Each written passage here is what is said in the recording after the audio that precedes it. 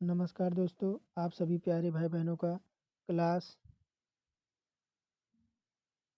ORS में स्वागत और अभिनंदन है। तो आज का जो हमारा टॉपिक होने वाला है वह वैज्ञानिक अनुसंधान अनुसंधान से है, जो आपका एसएससी जीडी में क्वेश्चन पूछे जाते हैं। आज हम इसी को कवर करने वाले हैं। टॉप आपके 50 क्वेश्चन लेके आए हैं। तो चलिए आज का टेस्ट शुरू करते हैं।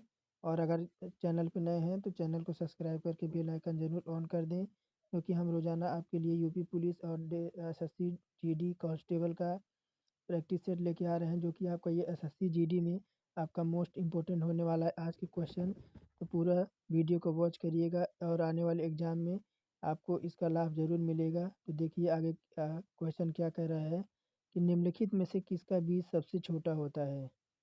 तो घास का, फली का, आर्किडस का या सिज का। तो आपका जो सबसे छोटा बीज होता है आपका आर्किडस का होता है। ऑप्शन नंबर सी हमारा करेक्ट हो जाएगा। और निम्न में से कौन सा फसल शीघ्र मुरझाने के रोग से प्रभावित होती है। कौन सी फसल है जो आपकी शीघ्र मुरझाने के रोग से प्रभावित होती है। तो यह जो आपका है चावल है। और एलर्जी वृक्ष हो सकता है। एलर्जी वृक्ष आपका कौन सा हो सकता है। तो आपका कौन सा हो जाएगा। तो इमली। कौन सी।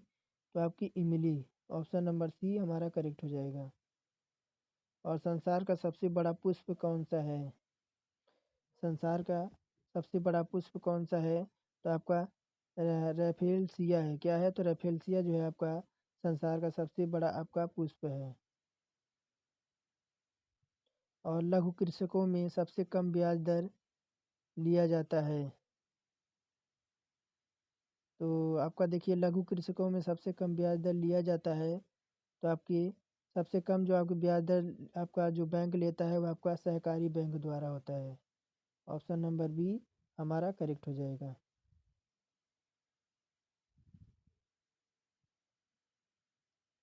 गेहूं की अधिक उपज देने वाले प्रजातियों को भारत में कब आरंभ किया गया।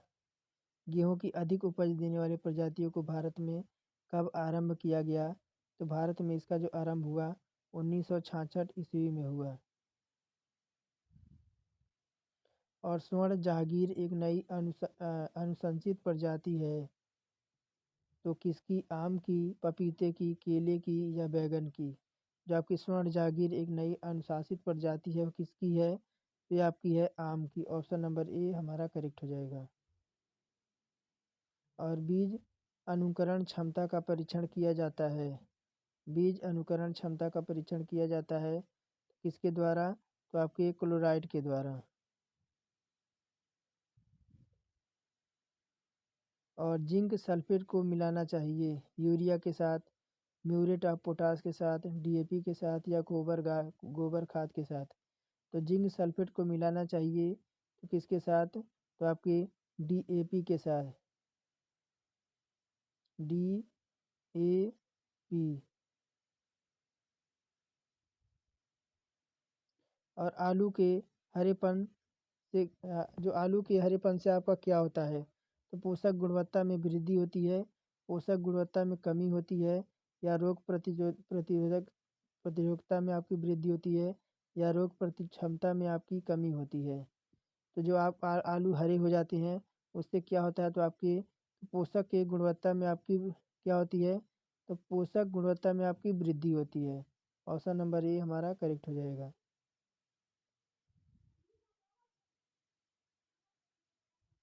सरसों में झिमटेल बीमारी लगती है। सरसों में आपकी जो झिपटेल बीमारी है वह लगती है सूक्ष्म कृषि से, जड़ों में आंतरिक क्षति से, या शाकनाशी रसायनों के जहरीले प्रभाव से, या मॉलिब्डेनम की कमी से। तो सरसों में जो आपके झिपटेल की बीमारी लगती है वह मॉलिब्डेनम की जो कमी होती है उसके कारण होता है। और निम्नलिखित में से किस फसल में आपका BOAA न्यूरोटॉक्सिन पाया जाता है। लोबिया में, खेसारी में, कुल्थी में या मोठ में। तो किस में होता है? तो आपका जो खेसरी होता है उसमें आपका जो है, जो आपकी फसल होती है, आपका न्यूरोटॉक्सिन पाया जाता है। ऑप्शन नंबर बी हमारा करेक्ट हो जाएगा। और निम्नलिखित सब्जियों में कौन सी सब्जी आपकी प्रतिफल सबसे अधिक बीज उत्पन्न करता है? तो कौन सी सब्जी आपकी जो प्रतिफल सब्जियों में सबसे अधिक बीज उत्पन्न करता है? तो सबसे अधिक जो बीज उत्पन्न करता है ये आपका बैगन होता है। बैगन जब आपका कड़ा हो जाता है, तो यानी एक तरह से कहेंगे जब ये पक जाता है, तो इसमें आपका जो बीज की जो उत्पन्न उत्पन्न आपकी सबसे अधिक होती है।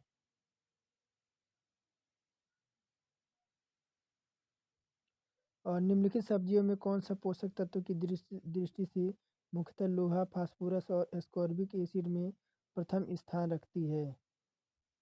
तो पोषक तत्वों में आपका लोहा, फास्फोरस और एस्कर्बो एसिड आपका उसमें आपका प्रथम स्थान रखती है। तो ऐसा जो आपका है सब्जी, तो आपका करेला है। ऑप्शन नंबर बी हमारा करेक्ट हो जाएगा।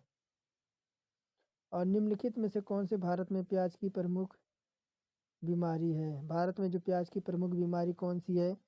प्याज में जो आपका गंठुआ रोग लगता है, कौन सा? तो आपका गंठुआ रोग लगता है। और जेली का रंग लाल किसके कारण होता है? तो चीनी के, अम्ल के, पेक्टिन से या फल के रस के? तो जेली का रंग लाल किसके कारण होता है?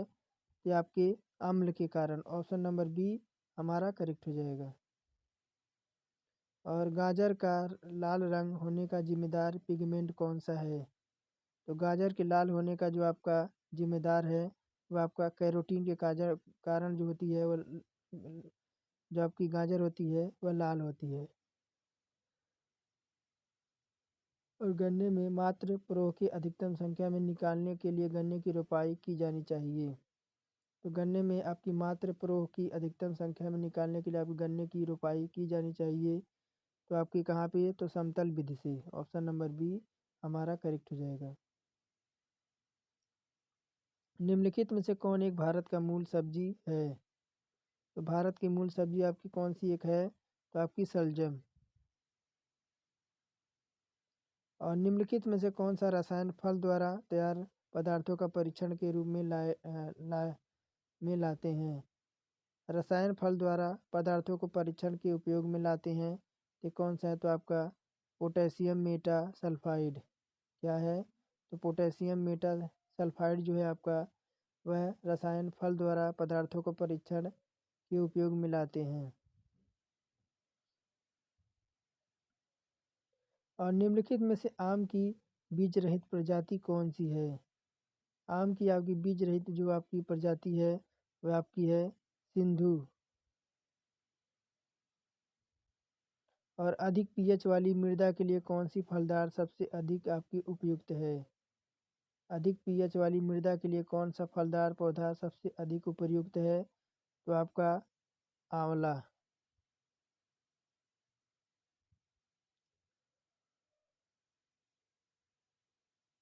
भारत सरकार ने फल पदार्थ यानी ईपीओ का लागू किया था।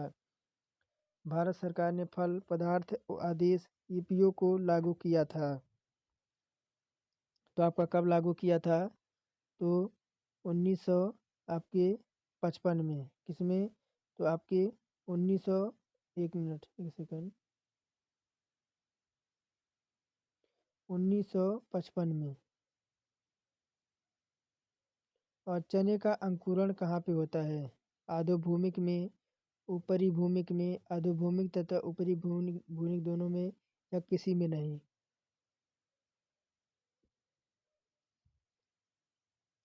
तो चने का जो आपका अंकुरण होता है वो आपका अधोभूमिक में होता है। ऑप्शन नंबर ए हमारा करेक्ट हो जाएगा। और निम्न में से एक उपज का अंतर्राष्ट्रीय व्यापार कुल उत्पाद के संदर्भ में अल्प है।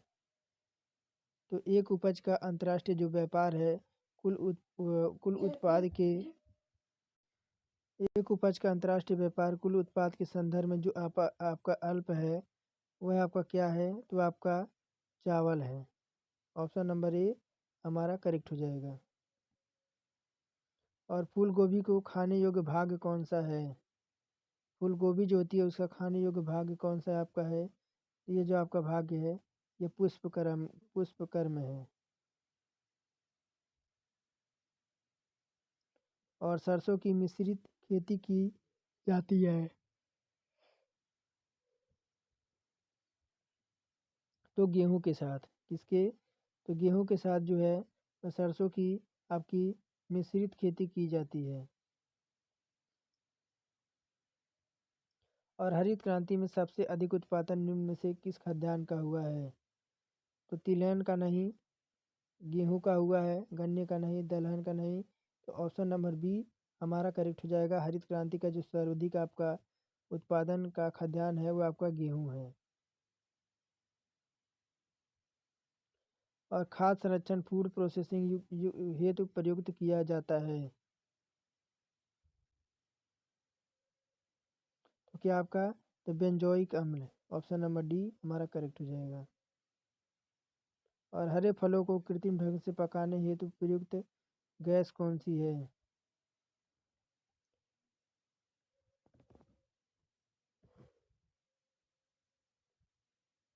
तो यह है आपका कौन सा? तो एसिटिलीन, ऑप्शन नंबर ए हमारा करेक्ट हो जाएगा।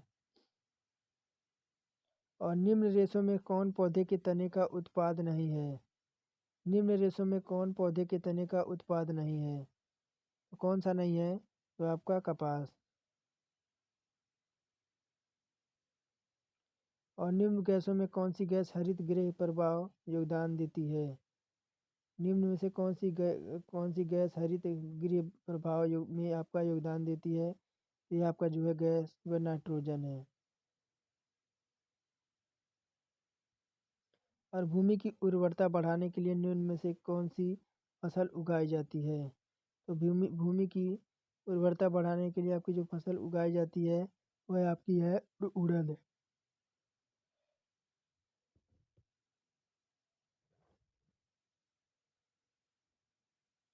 और काक निम्नलिखित में से किस पेड़ से प्राप्त होता है? काक जो होता है वह निम्नलिखित में से किस पेड़ से प्राप्त होता है? तो आपका ये जो प्राप्त होता है वे क्वेकर से यानी ओक से। और निम्न में से किसकी खेती प्रतिरोपित बुआई के द्वारा होती है? किसकी खेती जो है आपकी प्रतिरोपित बुआई के द्वारा होती है? तो ये आपका जो है तो आपका धान है। ऑप्शन नंबर बी हमारा करेक्ट हो जाएगा। और निम्नलिखित में से कौन आपका पर परागत फसल है? निम्नलिखित में से कौन सी आपकी पर परागत फसल है? तो ये जो आपका है वह बैगन है।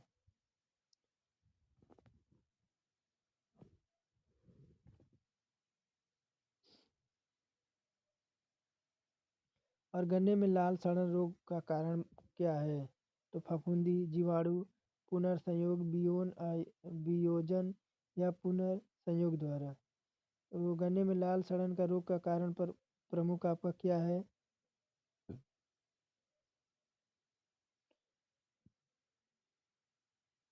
तो क्या है आपका? तो फफूंदी, ऑप्शन नंबर ए हमारा करेक्ट हो जाएगा। और सर्वप्रथम कपास का संकर बीज किस देश ने तैयार किया था? तो सर्वप्रथम आपका जो कपास का संकर बीज है उसकी किस देश ने आपका तैयार किया था? तो अपना देश था वो भारत।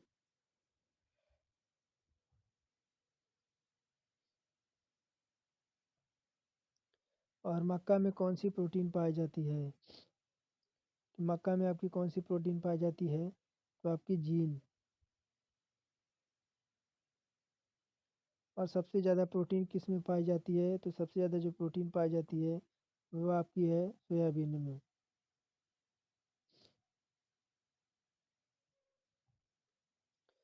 और मूंगफली के लिए कौन सी मिट्टी उपयुक्त होती है? तो कौन सी? तो ऑप्शन नंबर बी हमारा हो जाएगा बलुई मिट्टी। और BO 54 किसकी प्रजाति है? BO 54 किसकी प्रजाति है? तो किसकी है आपकी? तो गन्ना की। और सबसे शुद्ध आनुवांशिक रूप से बीज कौन सा है? सबसे शुद्ध आनुवंशिक रूप से आपकी बीज कौन सी है? ये जो है आपकी प्रजनक बीज। कौन सी? प्रजनक बीज। प्रजनक जो बीज है यह जो हमारा शुद्ध है आनुवंशिक रूप से आपका, ये आपका आनुवंशिक रूप से आपका बीज है जो आपका प्रजनक बीज है। और कुफरी चमत्कार किस फसल की प्रजाति है? जो आपका कुफरी चमत्कार किस प्रकार की प्रजाति है? ये आपकी है आलू की। ऑप्शन नंबर ए हमारा करेक्ट हो जाएगा। और गेहूं के लिए प्रति हेक्टेयर कितने बीज की आवश्यकता होती है? तो गेहूं के प्रति कितने हेक्टेयर की बीज की आवश्यकता होती है? तो आपके 100 kg।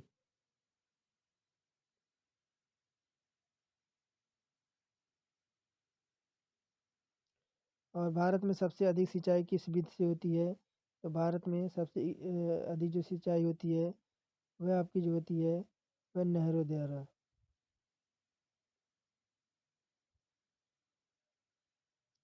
और भारत में सबसे अधिक सिंचाई किस विधि से होती है?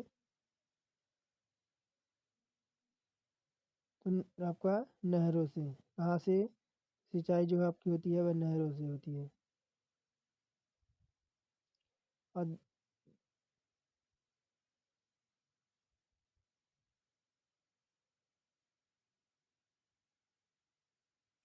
और दलहनी फसलों को कितनी नाइट्रोजन उर्वरक चाहिए? जो आपकी दलहनी फसल है उन्हें कितना प्रतिशत आपकी नाइट्रोजन उर्वरक चाहिए? तो कितना? तो आपका 20 से 25 kg।